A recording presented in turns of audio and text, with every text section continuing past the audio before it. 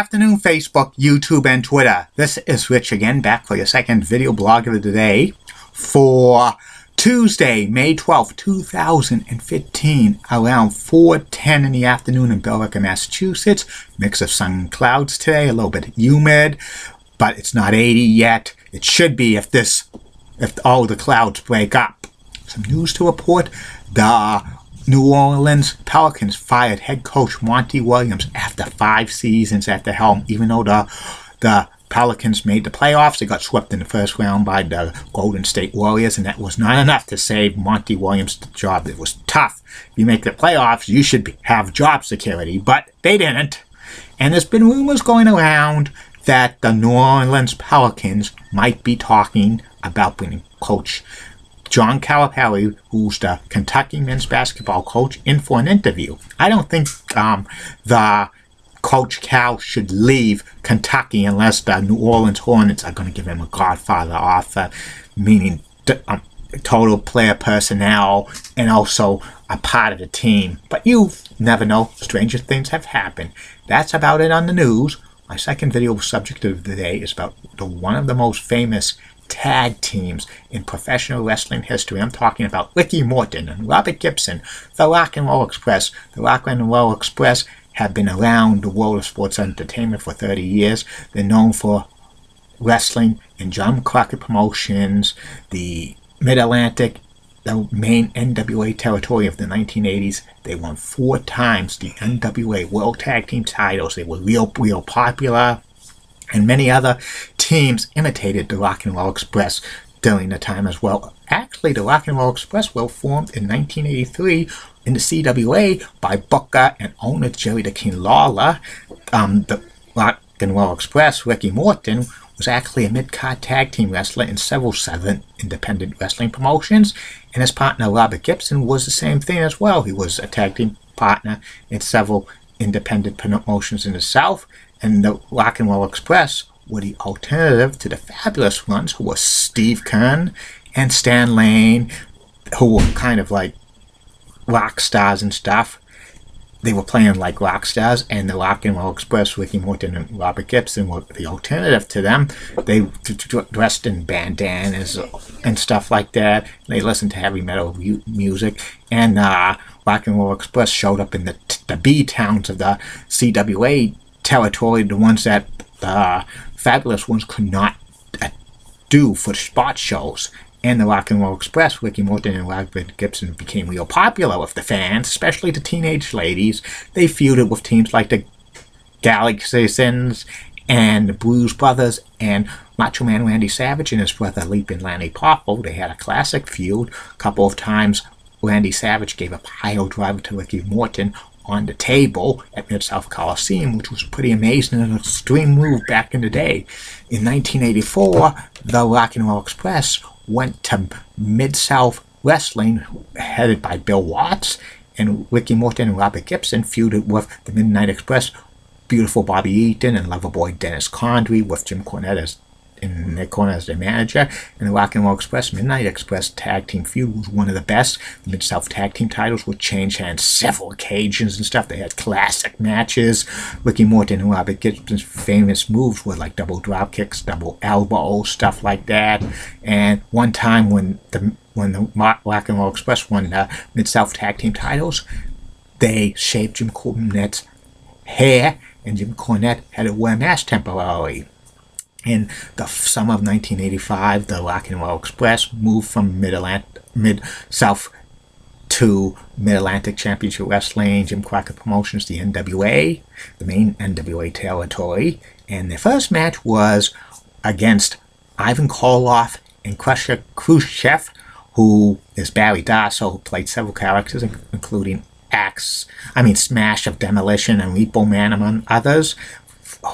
And that was for the NWA World Tag Team titles. The Rock and Roll Express beat Ivan and Crusher Khrushchev in the very first match in Mid-Atlantic Championship Wrestling, and the fans went wild and stuff. A couple of months later, Ivan and Nikita Koloff team up, and they beat the Rock and Roll Express to take the NWA World Tag Team titles. And at Starrcade 1985, the Rock and Roll Express, Ricky Morton and Robert Gibson beat the Ivan and Nikita Koloff to retain the NWA World Tag Team Champions. The Rock and Roll Express was so over. In fact, Ricky Morton had sang his own song, Boogie Woogie Dance Hall, which was pretty good and stuff like that. And it was good talent.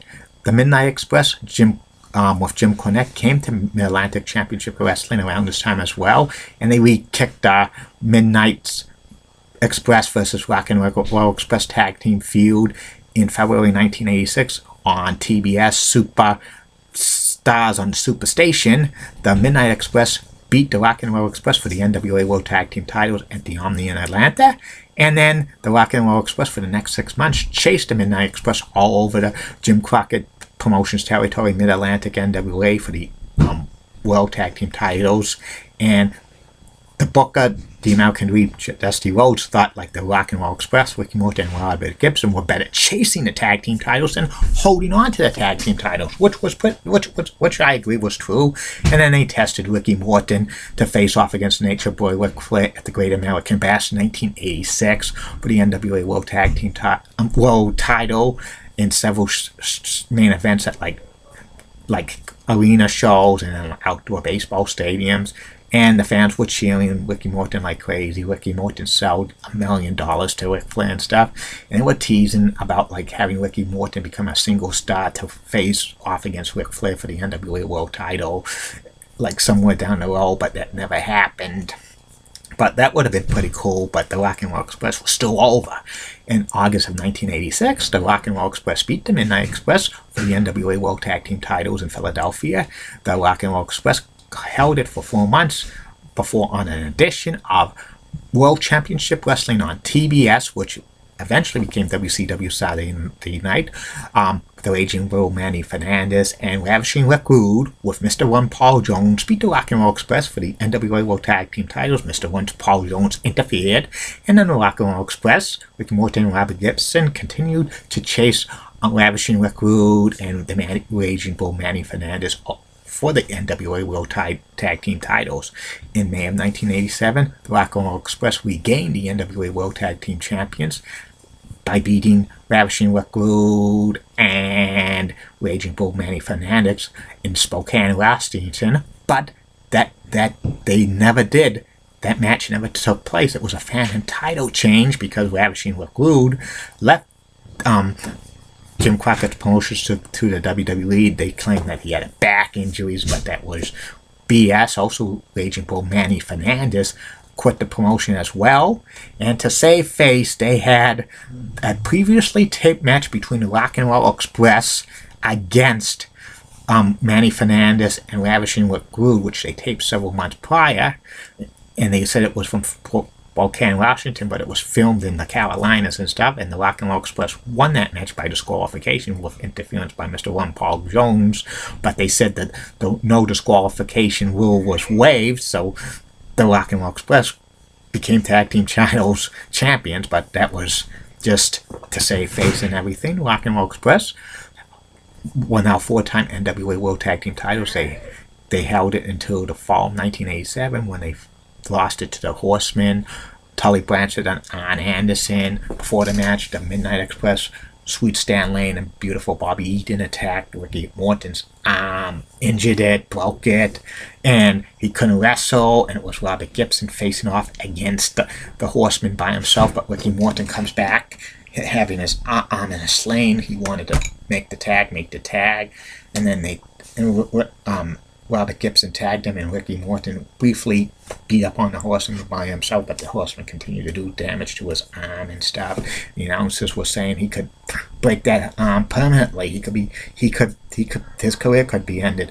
Robert Gibson comes in and stops the match, and then the Horsemen become new NWA World Tag Team Champions, and then the Rock and Roll Express feud with the Midnight Express again for the NWA United States Tag Team titles and house shows across the territory, but these matches were okay, but they weren't as good as the Rock and Roll Express versus Midnight Express matches of 84 through 86 and stuff. And the Rock and Roll Express would win many of these matches by disqualification, or they would use the Dusty finish. And it was awful, and it like Starrcade 1987, it was the Midnight Express against Rock and Roll Express in a scaffold match, which was pretty good, but it wasn't as good as the one the previous year with the Midnight Express against the Road Warriors, when the Rock and Roll Express, Ricky Morton and Robert Gibson, got the payoff from Starrcade 87. They just quit the promotion because it was an awful payoff. And then for the next 2 years, the Rock and Roll Express, Ricky Morton and Robert Gibson, went to several of the regional territories that were dying. They went to the AWA. They briefly had a feud with the Midnight Rockers, Shawn Michaels and Matty Jannetty, and the Midnight Rockers played the heels, and they had a match in like Mid-South Coliseum for the AWA World Tag Team titles. The Rock and Roll Express beat the Midnight Rockers for the AWA World Tag Team titles, but it was a kind of a dusty finish, and then they briefly held up the AWA World Tag Team titles. Next week, the Midnight Rockers beat the Rock and Roll Express by cheating, and the Rock and Roll Express left there for a while. They wrestled in smaller territories for about 2 years and stuff. They wrestled in Kansas City as heels. They faced off against the British Bulldogs, the Davey Boy Smith, the Dynamite Kid, and the Rock and Roll Express were actually getting cheered more than the Bulldogs, even though they were playing heels and stuff, which was, that was a prelude to what would happen several years later. In 1990, the Rock and Roll Express, Ricky Morton and Robert Gibson, returned to NWA, which was revolving to WCW. They had briefly revived the feud with the Midnight Express with Sweet Stan Lane and like beautiful Bobby Eaton. There was kind of a rumor going around that Rock and Roll Express were going to be turning heel and getting Jim Cornette as their manager, and actually it was going to be the Midnight Express and the Rock and Roll Express in the same stable, but that was just one of those crazy rumors going around, probably something during the Jim Herd era, but that never came to be. Probably wouldn't have worked out and stuff, but knowing WCW at that time, they probably would have had the Rock and Roll Express be heels and Jim Cornette be heels with them and turn the Midnight Express face and stuff. That never happened.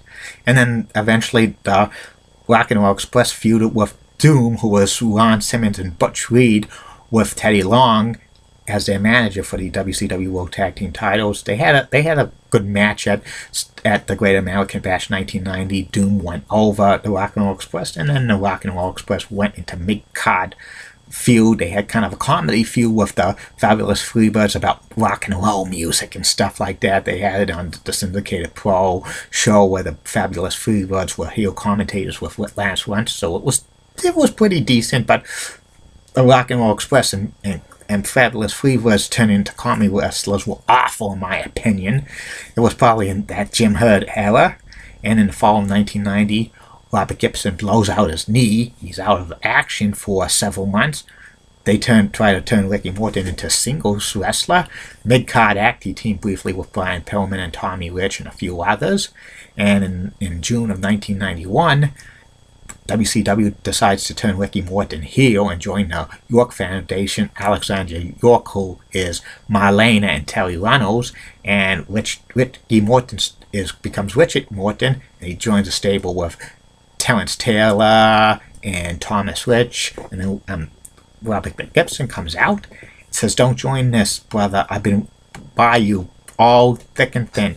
Then Ricky Morton attacks Robert Gibson, cementing the heel turn, and then they start a brief feud which happened at the Great American Bash 1990, which Richard Morton beat Robert Gibson. It was supposed to go throughout the summer and fall. It was supposed to eventually lead to Robert Gibson joining the York Foundation, but it never concluded because Robert Gibson was fired shortly thereafter for WCW for, I think, something for like refusing a job to somebody, but I don't know if that's true or not. Then Morton stays with WCW for a little while. The York Foundation became WCW World Six-Man Tag Team Champions, but that belt was dropped, and when they fired both Thomas Rich and Terrence Taylor, and they moved like Alexander York to do makeup for like other programmings on Turner Broadcasting, that was the end of the York Foundation. Like eventually Ricky Morton was fired by WCW, and then he went back to the independents in like the USWA, briefly holding the USWA world title. And then he reunited with Robert Gibson, Smoky Mountain Wrestling of Rock and Roll Express were back and better than ever. They feuded with the Heavenly Bodies, which was Sweet Stan Lane and Doctor of Desire Tom Pritchard with Jim Cornette in their corner. They traded off the Smoky Mountain Tag Team titles several times, and Rock and Roll Express feuded with the Blues Brothers, Chris Candido, and Primetime Bet Ryan Lee and the Gangsters. And actually, the Rock and Roll Express got Jim Cornette as their manager during this time period, as Jim Cornette was as a face. But when the Rock and Roll Express won the titles from the Gangsters, Jim Cornette turned on the Rock and Roll Express and brought in a dynamic duo who was the Unabomber, who became Kane in WWE, and Al Snow and stuff.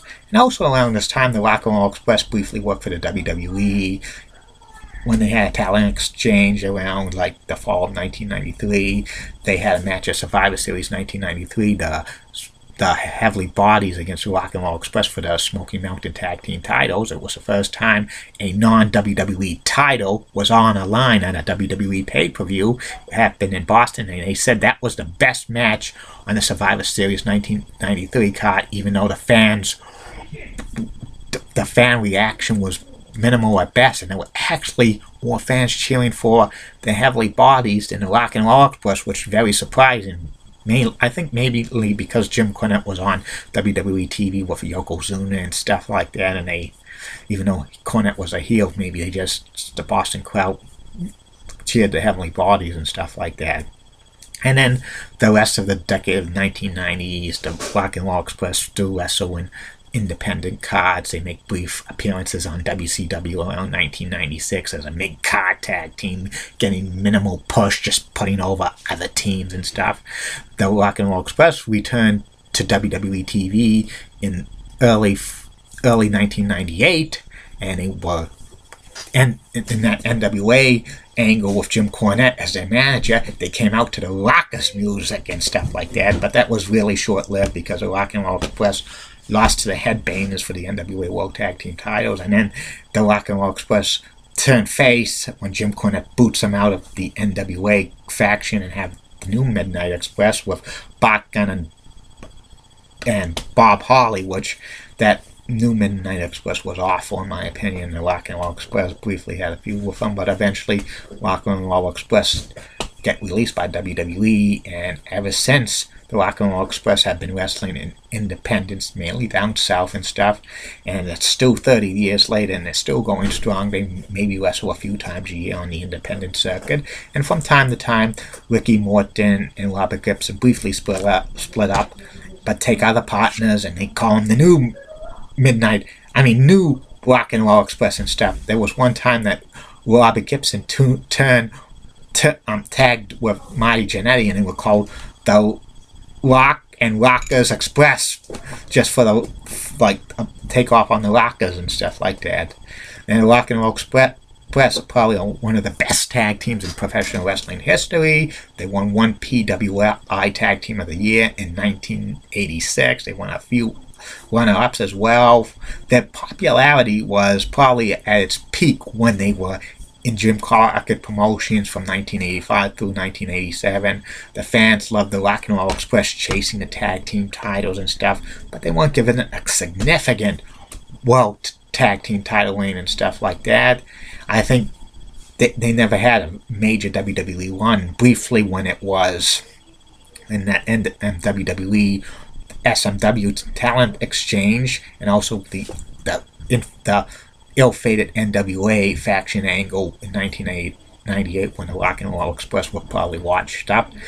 The best time for the Rock and Roll Express, if they wanted to jump to the WWE, would have been early 1988, because they left Jim Crockett and stuff, and they would have fit good in the WWE, but it was kind of a circus type atmosphere. They probably would have had to be gimmick changed and stuff like that, but I think the Rock and Roll Express would have been over in WWE, in my opinion. They probably wouldn't have signed the Midnight Rockers or the Rockers if they signed them in early 1988. I think the Rock and Roll Express would have been great WWE Tag Team title champions and stuff like that. And who knows, maybe they could have turned Ricky Morton into a big single star to WWE, but you never would know. And the Rock and Roll Express are in the NWA Hall of Fame and several other small Hall of Fames. There's been a kind of a push to get them into the WWE Hall of Fame. There was a website conduct Rock and Roll Express into the 2015 class of WWE Hall of Fame, but that never came to be. I think eventually they'll go into the WWE Hall of Fame if they ever have WrestleMania in Charlotte, North Carolina. That's probably the time they would put the Rock and Roll Express into the WWE Hall of Fame. That's about it on that. I will be back for the third and final video blog of the night, which will be about Dominik Hasek, Stanley Cup winning goaltender 2 times and 6-time Vezina Trophy. See you later, Facebook, YouTube, and Twitter. Bye now.